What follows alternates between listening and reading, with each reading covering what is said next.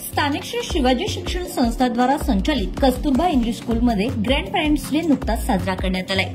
आयुष्याचा प्रत्येक दिवस हा शेवटचा म्हणून जगा अशी शिकवण देणारे, सत्य अहिंसेच्या मार्गावर प्रेरणा देणारे राष्ट्रपिता महात्मा गांधी तसेच जय जवान जय किसानचा नारा देणारे भारताचे दुसरे पंतप्रधान लालबहादूर शास्त्री यांच्या जन्मदिनाचं औचित्य साधून शाळेच्या प्रांगणात ग्रँड पेरेंट्स डे नुकताच मोठ्या उत्साहात साजरा करण्यात आलाय।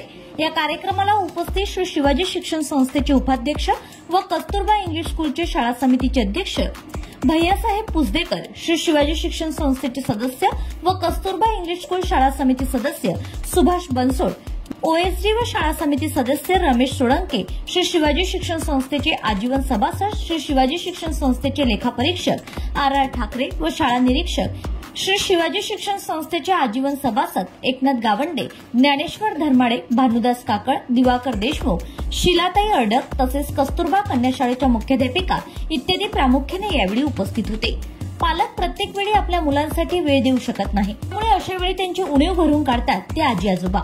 आई वडिलांपेक्षाही लहान मुलांना जवळचे वाटणारे आजी आजोबा असतात। स्वार्थी जगात खऱ्या प्रेमाची आणि अनुभवाची खाण म्हणजे आजी आजोबा। या प्रसंगी आजी आजोबांची सध्या परिस्थिती इयत्ता 6वीच्या विद्यार्थ्यांनी एका नाटिकेद्वारे प्रेक्षकांसमोर सादर करून प्रेक्षकांच्या भावना दाटून आल्या।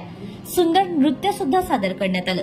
आजी आजोबांसाठी विविध खेळांचं आयोजन करण्यात आलं असून 55 ते 75 वर्ष वयोगटाखालील सर्व आजी आजोबांनी या खेळाचा आस्वाद घेतलाय।